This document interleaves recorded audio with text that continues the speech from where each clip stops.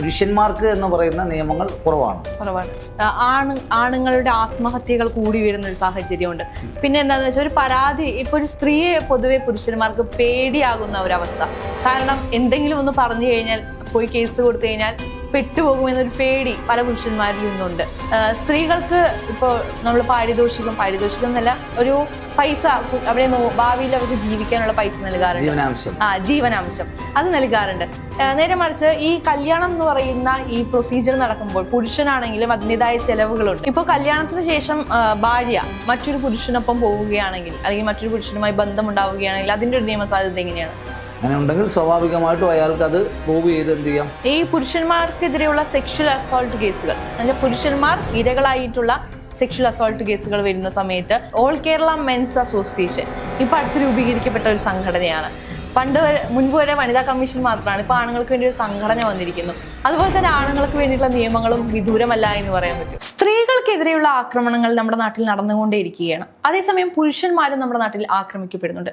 എന്നാൽ സ്ത്രീകൾക്ക് കിട്ടുന്ന അതേ സംരക്ഷണം പുരുഷന്മാർക്ക് നമ്മുടെ നാട്ടിൽ ലഭിക്കുന്നുണ്ടോ? ഈ വിഷയമാണ് ഇന്ന് ലോ പോയിന്റ് ചർച്ച ചെയ്യുന്നത്. എനിക്കൊപ്പം ഉള്ളത് അഡ്വക്കേറ്റ് വിഷ്ണു വിജയനാണ്. നമസ്കാരം വക്കീലെ.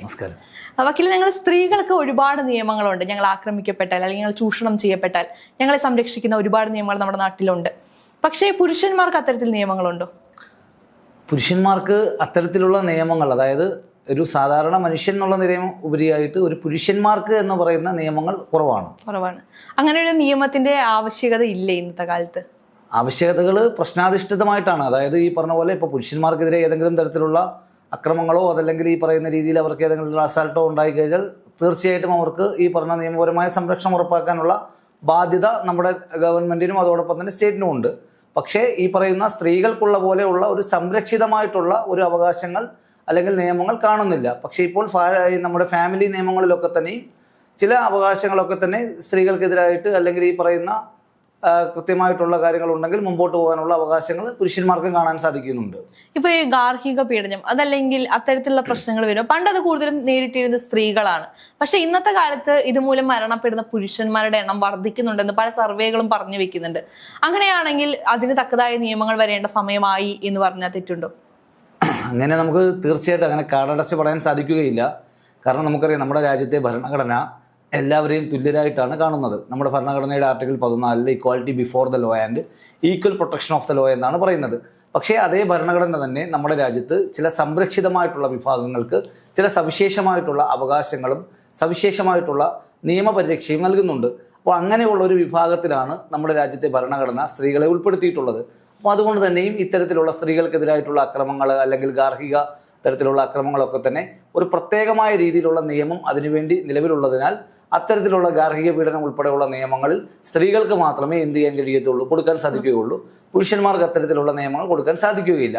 ഇനിയിപ്പോൾ ഏതെങ്കിലും തരത്തിലുള്ള സ്ത്രീകളാൽ അല്ലെങ്കിൽ ഭാര്യയാൽ ആക്രമിക്കപ്പെട്ടാൽ കൃത്യമായ തെളിവുണ്ടെങ്കിൽ എന്ത് ചെയ്യാം?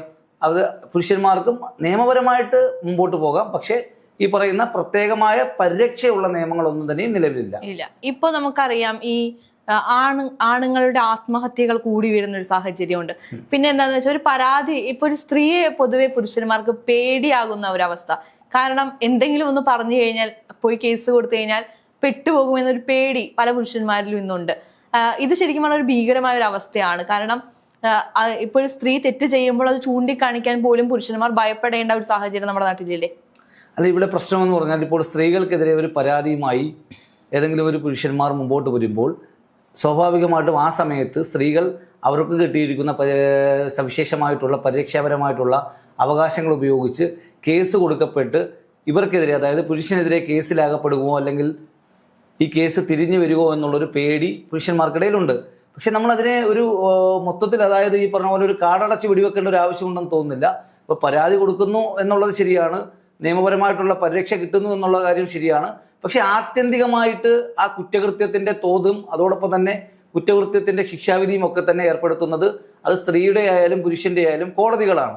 അപ്പോൾ സ്വാഭാവികമായിട്ടും ആ കോടതികളിൽ വിശ്വാസമർപ്പിച്ചുകൊണ്ട് കോടതികളിൽ തെളിവുകൾ ഹാജരാക്കിക്കൊണ്ട് തൻ്റെ വാദങ്ങൾ പറയുവാനും അല്ലെങ്കിൽ ആ കാര്യങ്ങളിലുള്ള അവരുടെ കൗണ്ടർ ആയിട്ടുള്ള കാര്യങ്ങൾ സ്റ്റേറ്റ്മെൻറ്റുകൾ പറയുവാനും അതോടൊപ്പം തന്നെ തെളിവുകൾ സബ്മിറ്റ് ചെയ്യുവാനും ഒക്കെ തന്നെ പുരുഷന്മാർക്ക് അവസരം കിട്ടുന്നുണ്ട്.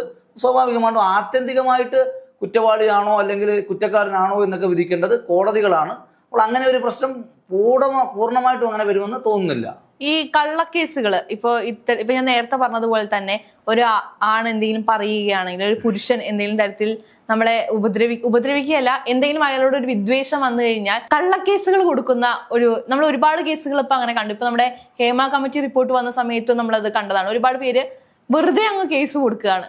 അപ്പൊ അത്തരത്തിലുള്ള കേസുകൾ ശരിക്കും പറഞ്ഞാൽ ജെന്യുവിൻ അല്ല എന്ന് ഫീൽ ചെയ്യുകയാണെങ്കിൽ എന്തായിരിക്കും കോടതിയുടെ ഒരു നടപടി എന്ന് പറയുന്നത്?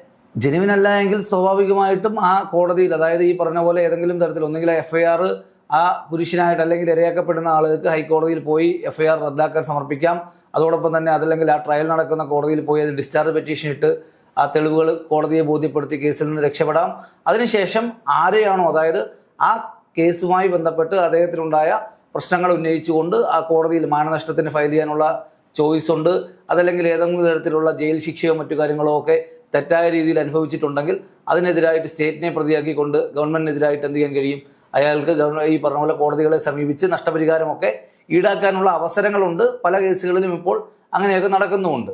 ഒരു ഡിഫമേഷന്റെ കേസ് നമുക്ക് ഇതുമായി ബന്ധപ്പെട്ടിട്ട് ഫയൽ ചെയ്ത് പോകാവുന്നതാണ്. ഡിഫമേഷന്റെ കേസ് ഫയൽ ചെയ്യാം, അതായത് നിബന്ധനകൾക്ക് വിധേയമായി. അതായത് പലപ്പോഴും പക്ഷേ അങ്ങനെ ഉണ്ടാകുന്നില്ല. പക്ഷേ അങ്ങനെ ചെയ്യുന്നതിന് ഈ പറഞ്ഞ പോലെ, അതായത് എനിക്കെതിരെ ഒരു ആരോപണം ഉന്നയിക്കപ്പെട്ടാൽ ആ ആരോപണം ശരിയല്ല എങ്കിൽ ആ നിയമം മൂലം നിയമത്തിൻ്റെ പരിരക്ഷയിൽ നിന്നുകൊണ്ട്, നിയമത്തിൻ്റെ ഉള്ളിൽ നിന്നുകൊണ്ട് ഞാൻ എൻ്റെ കൃത്യമായിട്ടുള്ള എൻ്റെ നിലപാടുകളും അല്ലെ എൻ്റെ സത്യസന്ധതയും തെളിയിക്കുകയാണെങ്കിൽ എനിക്ക് കൃത്യമായിട്ട്, അതായത് കോടതി എന്നെ നിരപരാധിയായി വിധിക്കുകയാണെങ്കിൽ ആരാണോ എനിക്കെതിരെ കേസ് നൽകിയത് അവർക്കെതിരായിട്ട് ഇത്തരത്തിൽ എനിക്കുണ്ടായ മാനനഷ്ടവും അല്ലെങ്കിൽ സമൂഹത്തിലും അല്ലെങ്കിൽ ഈ സൊസൈറ്റിയിലും ഉണ്ടായ ഈ പറഞ്ഞ പോലെ നഷ്ടങ്ങൾക്കെല്ലാം പരിഹാരമായിട്ട് തന്നെ ഡിഫമേഷൻ ഫയൽ